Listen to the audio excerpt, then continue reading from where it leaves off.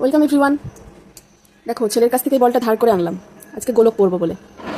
তাহলে এটা একটা গোলক, এটা নিয়ে আমরা ছোটোবেলায় সবাই খেলেছি, এখনও ছেলেরা ফুটবল খেলে, ক্রিকেট খেলে। তাহলে এই গোলকের কটা তল, যদি গোলকটাকে এখানে রেখে দিই তাহলে এটা দাঁড়িয়ে থাকবে। আবার যদি ঘুরিয়ে দিই একটু, তাহলেও এটা আবার সেই পজিশনে দাঁড়িয়ে থাকলো। তার মানে কি, এই যে বক্রতলটা রয়েছে, বাঁকানো তলটা, বক্রতল, এর উপর ভর দিয়ে গোলকটা দাঁড়িয়ে থাকে। অর্থাৎ গোলকের একটা বক্রতল আছে, আর তল কটা, একটাই তল, আর সেটা বক্রতল। এই বলটা কিন্তু ফাঁপা, ভিতরে নিরেট নয়, ফাঁপা বল। আরও কয়েকটা ফাঁপা বলের উদাহরণ বলছি, শোনো। যেমন ধরো ফুটবলটাও কিন্তু ফাঁপা। আবার সাবানের ফ্যানার থেকে যে বুদবুদটা তৈরি হয়, সেটা কিন্তু ফাঁপা গোলক। তাছাড়া বাস্কেটবল, ওটাও ফাঁপা বল, ফাঁপা গোলক। কিন্তু পৃথিবী, আমাদের যে পৃথিবী, সেটা কিন্তু নিরেট গোলক। নিরেট মানে কি, এর ভিতরে মাল মশলা আছে, ভিতরে কিছু রয়েছে, তবে সেটা নিরেট হবে। এছাড়াও কি, শর্টপাট বল, যেটা স্কুলে থাকে না, লোহার, খুব ভারী হয়, শর্টপাট খেলা, ছুঁড়ে দিতে হয়, সেই বলটা কিন্তু নিরেট গোলক। এই চ্যাপ্টারের অঙ্কগুলো করতে আমাদের, আচ্ছা এটা ফেরত দিয়ে আসি। দেখো, এই চ্যাপ্টারের অঙ্কগুলো করতে আমাদের মোটামুটি 3টে বিষয় লাগছে। একটা, এই গোলকের ব্যাস বা ব্যাসার্ধ, গোলকের আয়তন লাগবে, আর সমগ্র তলের ক্ষেত্রফল লাগছে, সমগ্র তলের ক্ষেত্রফল। এই 3টে বিষয়ই নিয়েই ঘুরিয়ে ফিরিয়ে নানাভাবে এই চ্যাপ্টারের অঙ্কগুলো রয়েছে। তাহলে চলো শুরু করি। চ্যাপ্টারের আলোচনা হবে, চ্যাপ্টারে লাগবে এরকম 3টে সূত্র লিখে নিয়েছি। দেখো, এগুলো সবই বইয়ে আছে। গোলকের সমগ্র তলের ক্ষেত্রফল, যে বলটা দেখালাম, তার যে বক্রতল, ঠিক আছে, ওই বক্রতলের 4-5টার ক্ষেত্রফলের সূত্র কি, 4πr²। আর হচ্ছে এর ব্যাসার্ধ। এরপরে দেখো, গোলকের আয়তন মানে, যদি নিরেট গোলক ধরি, শর্টপাট বলটা তৈরি করতে যতটা লোহা লেগেছে, সেটাই হচ্ছে তার আয়তন। ভিতরে যে মেটেরিয়ালটা রয়েছে, তার পরিমাণটা, সেটা হচ্ছে গোলকের আয়তন। তার সূত্র 4/3πr³ ঘন একক, যেহেতু কিউব তাই ঘন। এবার যদি গোলকটা নিরেট হয় এবং অর্ধ হয়, অর্থাৎ এরকম দেখতে, ঠিক আছে, এটা নিচের তলটা।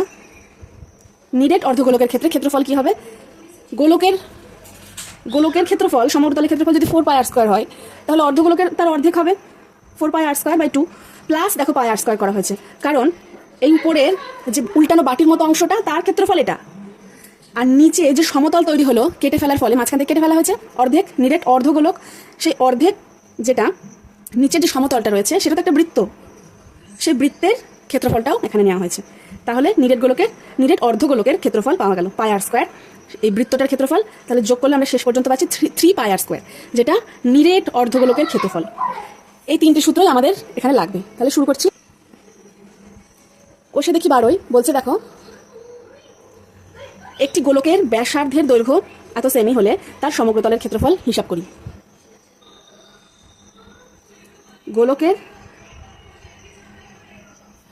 ব্যাসার্ধ দৈর্ঘ্য আর বলা আছে এত সেমি, ঠিক আছে। তাহলে গোলকের সমগ্র তলের ক্ষেত্রফল,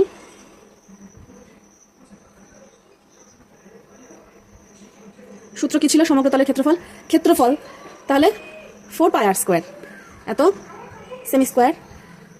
তাহলে এখানে আরের মানটা বসিয়ে দেব।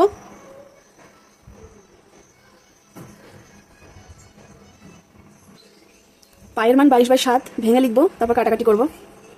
এটা স্কোয়ার, দেখো দশমিক তুলে নিচে 10 করছি। তাহলে এবার কাটাকাটি করব।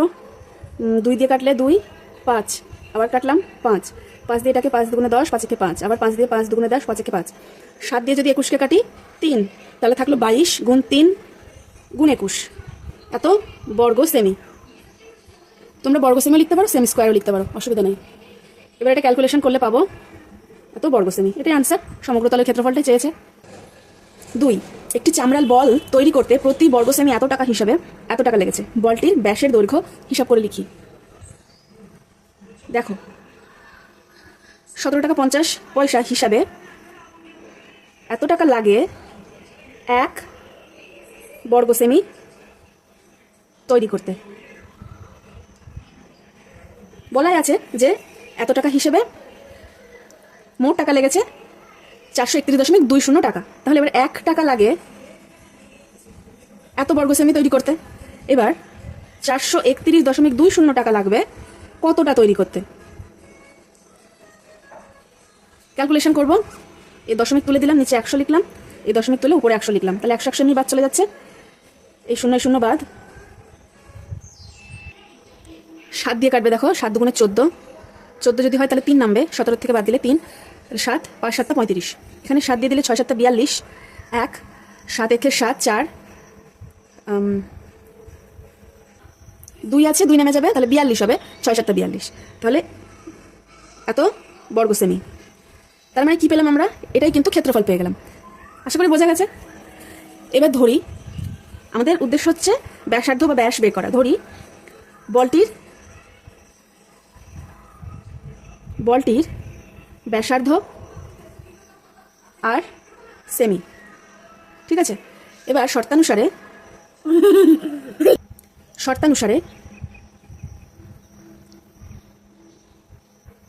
বলটা চামড়া দিয়ে মুড়তে এই পরিমাণ চামড়া লেগেছে, অর্থাৎ এটাই সমগ্র তলের ক্ষেত্রফল। তাহলে সেই সূত্রটা লিখে দেবো 4 পাই আর স্কোয়ার সমান এটা। এখান থেকে আর এর মানটা বের করব। আর স্কোয়ার রেখে দিলাম, এটা উপরে ছিল, নিচে চলে যাবে, 22/7, তাহলে 7টা উপরে, নিচে 22 × 4। এবার দেখো কাটবো, যদি 11 দিয়ে কাটি, এটা 2, এটাকে কাটলে 5 11 55, 55 6 নামে, তাহলে 6 11 66। দেখো আবার 2 দিয়ে যাবে, 2 দুগুণে 4, 8 দুগুণে 16। তারপর এটাকে কাটবো 2 দিয়ে কাটলে এটাকে হবে 14 দুগুণে 28, আবার কাটবো 7 পাবো। তাহলে আর স্কোয়ার সমান, উপরে পেলাম এখানে একটা 7 আর এখানে একটা 7, 7 গুণ 7, আর নিচে এদিকে কিছু নেই, এখানে 25, তার মানে 5 গুণ 5। তাহলে আর সমান √7 গুণ 7 বাই 5 গুণ 5, অতএব আর সমান 7/5। রুটের ভিতরে জোড়া থেকে একটা বেরোবে। তাহলে এটা হচ্ছে ব্যাসার্ধ পেয়েছে, আমাদের চেয়েছে ব্যাস, অতএব বলটির ব্যাস সমান 7/5 গুণ 2 এত সেমি, অর্থাৎ 7 গুণ 14/5 সেমি। এটা অ্যান্সার। 3 নম্বর বলছে, স্কুলে শর্টপাট খেলার জন্য যে বলটি ব্যবহার করা হয় তার ব্যাসের দৈর্ঘ্য 7 সেমি হলে বলটিতে কত ঘন সেমি লোহা আছে হিসাব করে লিখি। শর্টপাট বল, তার মানে নিরেট গোলক, ভিতরেও ফাঁপা নয়, নিরেট, ভিতরেও মাল মশলা আছে। তাহলে 3-এর অঙ্কটা, বলটার ব্যাস দেওয়া আছে, তাহলে ব্যাসার্ধটা লিখে নিই। বলটির ব্যাসার্ধ 7/2 সেমি। বলটিতে কত ঘন সেমি লোহা আছে, তাহলে বলটিতে লোহা আছে, অর্থাৎ তার আয়তন বের করতে হবে। আয়তন হচ্ছে 4/3 পাই আর কিউব, এটার কিউব, এত ঘন সেমি। এটাও বাংলায় লিখে দিলাম সেমি। 4/3 22/7 × 7/2 7/2 7/2। তাহলে কাটবো, 7 7 কেটে গেল, 11 2 এই 2 বাদ, উপরে থাকছে 11 7 আর 7, আর নিচে একটা 3, তাহলে গুণ করলে পাবো এটা /3। এবার ভাগ করে দিই, 3 21,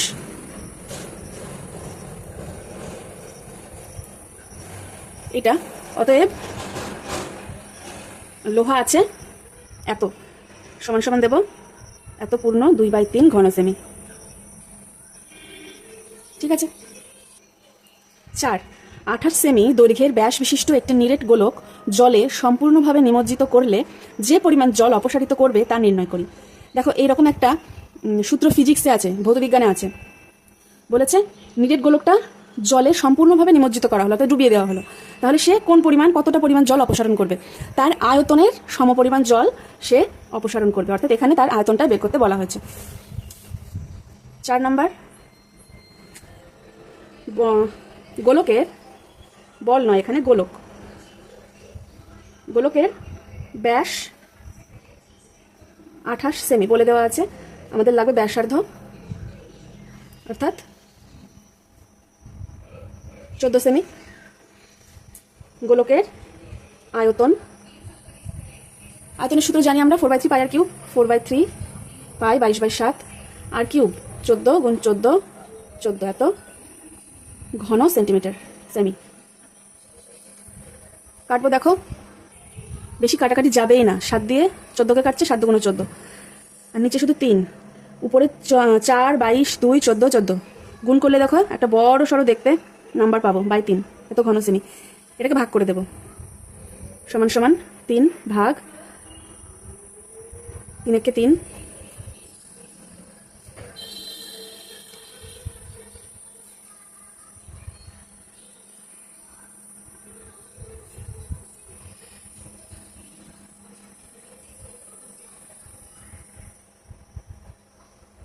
এটাই 1, 1, 4, 9, 8 এত পূর্ণ, 2/3 এত ঘন সেমি।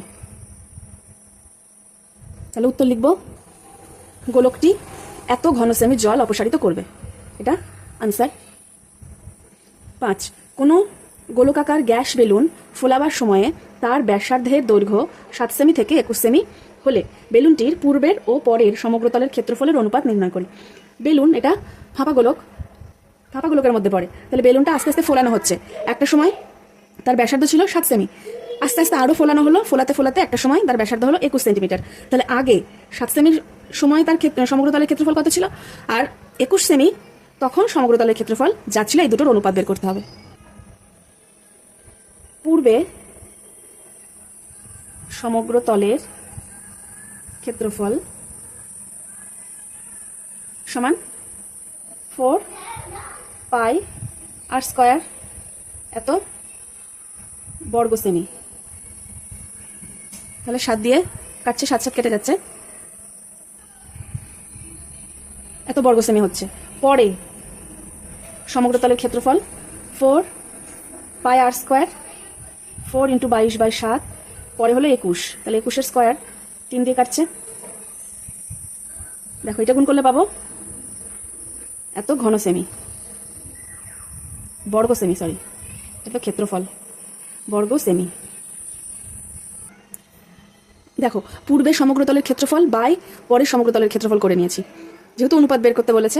এবার কাটাকাটি করব, 2 দিয়ে কাটবো, 3 0 8 দুগুণ 16, 3 দিয়ে কাটলে 2 দুগুণে 4, 7 দুগুণে 14, 7 দুগুণে 14 আর 2 দুগুণে 4, আবার 2 দিয়ে 15 দুগুণে 30, 4 দুগুণে 8, 2 দিয়ে 2 একে 2, 3 দুগুণে 6, 8 দুগুণে 16, 6 দুগুণে 12, আবার 2 দিয়ে 6 দুগুণে 12, 9 দুগুণে 18, 3 দুগুণে 6, এটা 7, 7 দুগুণে 14, 7 দুগুণে 14। এবার আর তো 2 দিয়ে যাবে না। দেখো উপরে 77 আছে, তার মানে 7 11 77, 7 দিয়ে যাবে আর 11 দিয়ে যাবে। দেখি এটাকে 11 দিয়ে যায় নাকি, যদি যায় তাহলে এটাকে 11 দিয়ে কাটবো। 11 দিয়ে 6 11 66, এখানে 6 নিচে 3 33 যায়, তাহলে 6 11 66 আর 3, আর এখানে 7, আর 7 দিয়ে এটাকে কাটলে এখানে 1 আর 7 9 63, তার মানে দাঁড়াচ্ছে 1/9, এটা দাঁড়াচ্ছে। তাহলে উত্তর লিখব, উত্তর লিখে নিয়েছি। দেখো বেলুনটির পূর্বের ও পরের সমগ্রতলের ক্ষেত্রফলের অনুপাত 1:9, এটা আনসার। 6, অর্ধগোলাকৃতি একটি বাটি তৈরি করতে এত বর্গ সেমি পাত লেগেছে, বাটিটির মুখের ব্যাসের দৈর্ঘ্য হিসাব করি। এরকম একটা বাটি, এই বাটিটা তৈরি করতে অত বর্গ সেমি পাত লেগেছে, তার মানে কি বর্গ সেমি মানে ক্ষেত্রফল, বর্গ মানে ক্ষেত্রফল, অর্থাৎ এই অর্ধগোলক এই বাটিটার সমগ্রতলের ক্ষেত্রফল হচ্ছে অত। তাহলে বের করতে বলেছে এই মুখের এই ব্যাস, এটা বের করতে বলেছে। ধরি বাটিটির মুখের ব্যাসার্ধ সমান আর সেমি। এবার বাটি তৈরি করতে অত বর্গ সেমি পাত লেগেছে, তার মানে বাটিটির সমগ্রতলের ক্ষেত্রফল বলে দেওয়া আছে এত বর্গ সেমি। সমগ্রতলের ক্ষেত্রফল জানি, আর এটা একটা অর্ধগোলাকৃতি বাটি, তাই 2 পাই আর স্কয়ার হবে। সমগ্র হলে 4 পাই স্কয়ার হতো, আর অর্ধগোলক তাই 2 পাই আর স্কয়ার, এটা সমান এটা, বা আর স্কয়ার সমান, এটাকে এদিকে নিয়ে যাই, এটা গুণ করলে এটা বাই 7 পাবো, আর এখানে 2 ওপরে ছিল, 2টা নিচে চলে যাবে, 22/7, অর্থাৎ 7টা উপরে নিচে 22, 7 7 কেটে যাচ্ছে। 11 দিয়ে যদি কাটি, 11 দিয়ে 11 দুগুণ 22, 11 দিয়ে 8 8 11 88, 1 নামছে 11, 11 8 স্কোয়ার করলে 81 বাই এখানে দুটো 2 আছে, অতএব বা r সমান রুট 81/4, অতএব r এর মান পাচ্ছি 9/2। এবার আমাদের বলেছে বাটির মুখের ব্যাস বের করতে, তাহলে বাটিটির মুখের ব্যাসের দৈর্ঘ্য 9/2 গুণ 2 এত সেমি, অর্থাৎ 9 সেন্টিমিটার। 7 নম্বর দেখো, একদম সোজা। একটি নিরেট লোহার গোলার ব্যাসার্ধের দৈর্ঘ্য এত সেমি বলা আছে, ওই গোলাটিতে কত ঘন সেমি লোহা আছে তা বের করতে বলেছে, আর ওই লোহার গোলার বক্রতলের ক্ষেত্রফল, বক্রতল অর্থাৎ সমগ্রতলের ক্ষেত্রফল বের করতে বলেছে। একদম সিম্পল, দুটো সূত্রে ফেলে দেবো। তাহলে লোহার গোলার ব্যাসার্ধের দৈর্ঘ্য 2.1 সেন্টিমিটার। তাহলে লোহার গোলার আয়তন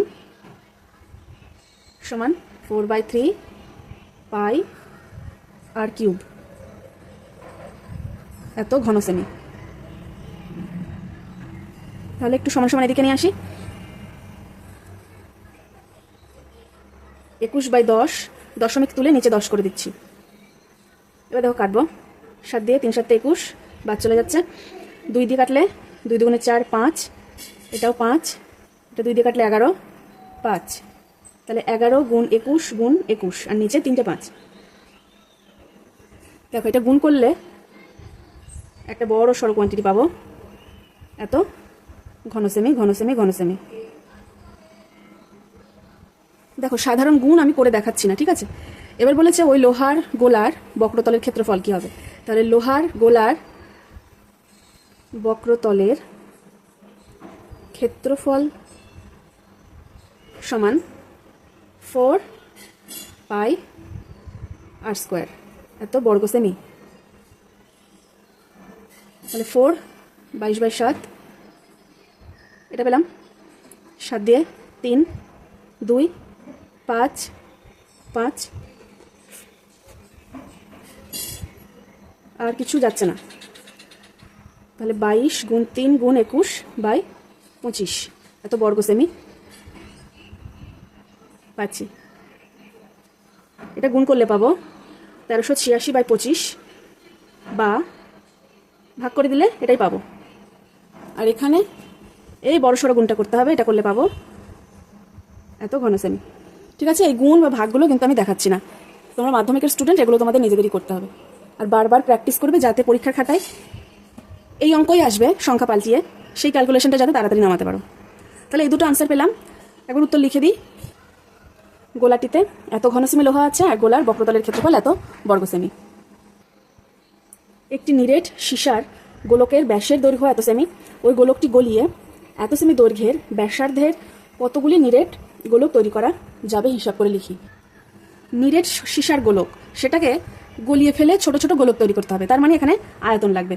তাহলে গোলকের ব্যাস বলা আছে, সীসার গোলকের ব্যাসার্ধ আর সমান 14/2 সেমি সমান 7 সেমি। সীসার গোলকের আয়তন 4/3 পাই আর কিউব, এত ঘন সেমি। তাহলে কাটাকাটি করলে শুধু 7টা কাটছে, এগুলো সব গুণ করলে পাবো এত ঘন সেমি। তাহলে এই পরিমাণ সীসা পাওয়া গেল গলিয়ে ফেলার পর।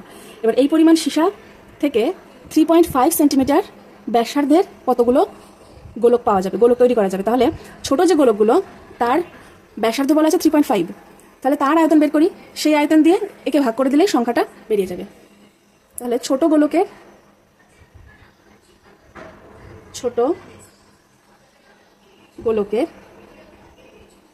ব্যাসার্ধ 3.5 সেমি, তাহলে ছোট গোলকের আয়তন 4/3 পাই আর কিউব।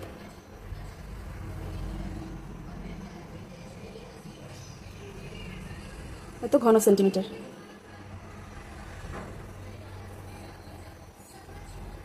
22/7, সব দশমিক তুলে দিলাম। উপরে 3টে 35 পাবো, নিচে 3টে 10 পাবো।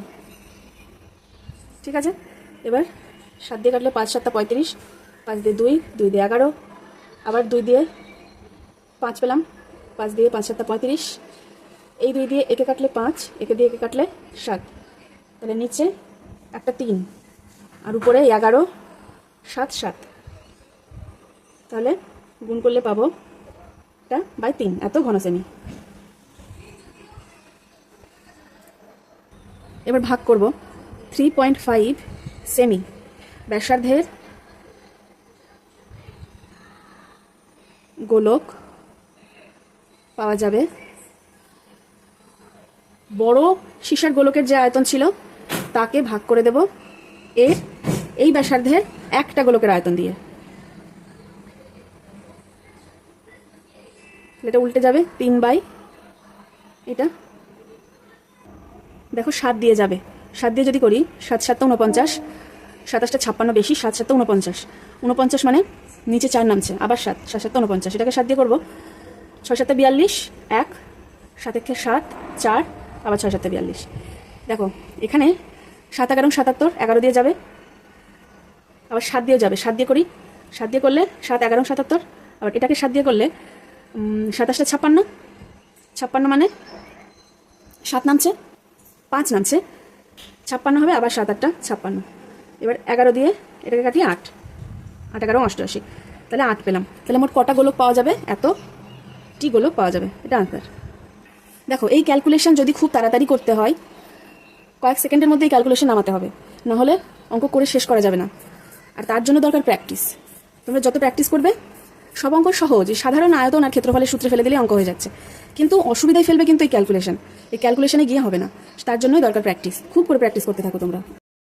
9 3 সেমি 4 সেমি ও 5 সেমি দৈর্ঘ্যের ব্যাসার্ধের 3টি নিরেট তামার গোলক গলিয়ে একটি নিরেট বড় গোলক তৈরি করা হলো। বড় গোলকটির ব্যাসার্ধের দৈর্ঘ্য হিসাব করে লিখি। একদম আগের অঙ্কটার মতনই, আগে একটা বড় গোলক ছিল, সেটাকে গলিয়ে ছোট কটা গোলক পাওয়া যাবে সেটা বের করতে বলেছে। আর এখানে ছোট গোলক দেওয়া আছে, সেগুলো গলিয়ে একটা বড় গোলক বানাতে হবে।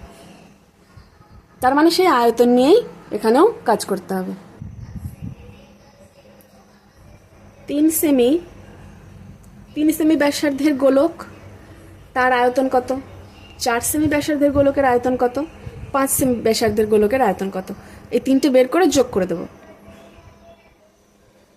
3 সেমি ব্যাসার্ধের গোলকের আয়তন 4/3 পাই আর কিউব, এত ঘন সেমি।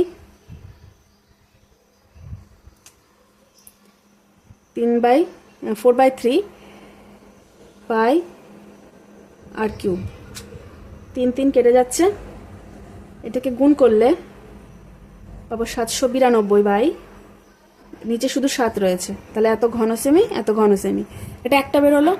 এরপরে আছে 4 সেমি ব্যাসার্ধের, তাহলে 4 সেমি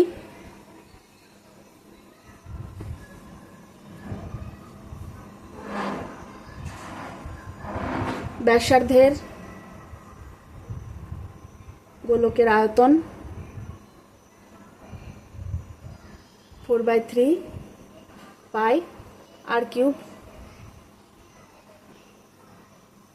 এখানে কিচ্ছু কাটাকাটি যাচ্ছে না, সব গুণ করতে হবে। গুণ করবে, এটা পাবে, এটা ঘন সেমি।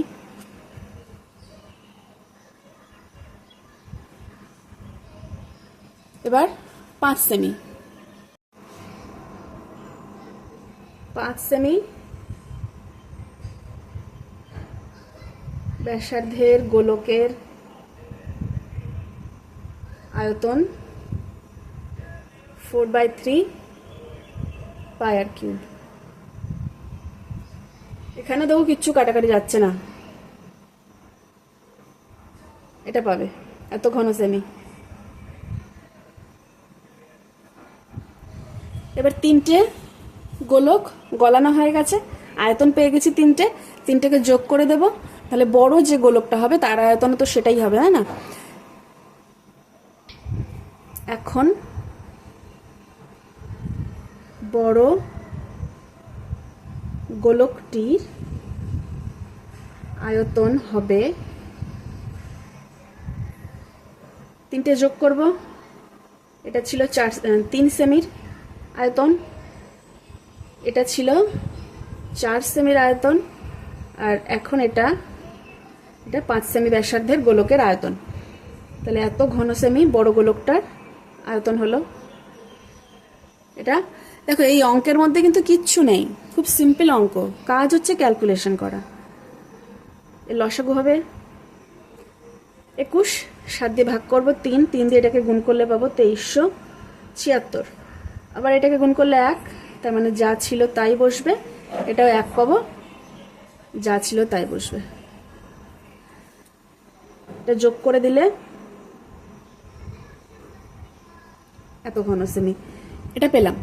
এবার ধরবো যে বড় গোলকটার ব্যাসার্ধ, সেটাই বের করতে বলেছে। বড় গোলকটার ব্যাসার্ধ কত? তাহলে ধরি বড় গোলকটির ব্যাসার্ধ আর সেন্টিমিটার। বড় গোলকটির আয়তন 4/3 পাই আর কিউব। তাহলে এইটা কার সাথে সমান হবে? এর সাথে সমান হয়ে যাবে। এইটা সমান এইটা সমান করে দিলে সেখান থেকে আর এর মানটা বের করব। এবার শর্তানুসারে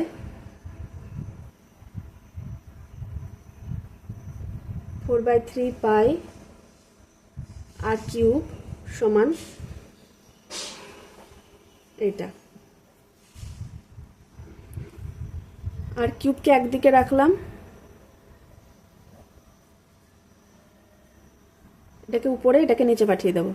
তাহলে 3 গুণ 7 উপরে যাবে, 4 গুণ 22টা নিচে চলে আসবে। এবার কাটতে হবে। দেখো 3 7 21 এখানে কেটে যাচ্ছে, 7 বাদ চলে গেল। এটাকে 2 দিয়ে যাবে, 2 দুগুণে 4, 2 দিয়ে করলে 9 দুগুণে 18, 5 দুগুণে 10, 0, 4 দুগুণে 8। আবার 2 দিয়ে কাটছি, 2 দিয়ে কাটলে 4 দুগুণে 8, 7 দুগুণে 14, 5 দুগুণে 10, 2 দুগুণে 4। আরও কাটা যাবে, বাই 22 এটা এসছে। এবার 11 দিয়ে কি যাবে? 11 দিয়ে গেলে অনেক ছোট হয়ে যাবে কিন্তু ব্যাপারটা। এটাকে তো যাবে, 11 দুগুণ 22, এটাকে যাবে কিনা দেখি। 4 দিয়ে 4 11 44, 4 3 নামছে, 3 দিয়ে দেবো 35 যাবে। দেখো 11 দিয়ে 22, 11 দুগুণে 22, 4 11 44, 44 হলে এখানে 3, 5 35 হচ্ছে, 3 3 11 33, 35 থেকে 33 বাদ দিলে 2, 22। এটাকে আরেকবার কাটছি, এখানে কেটে দিই। 2 দুগুণে 4, 6 দুগুণে 12, 2 একে 2। তাহলে আর কিউব সমান থাকছে 6 এর কিউব করলে আমরা এটা পাই, এর ঘনমূল 6। অতএব আর সমান 6। তাহলে নতুন যে বড় গোলকটা তৈরি হলো তার ব্যাসার্ধ এত সেন্টিমিটার। তাহলে বড় গোলকটির ব্যাসার্ধ 6 সেন্টিমিটার, 6 সেমি। এটা আনসার।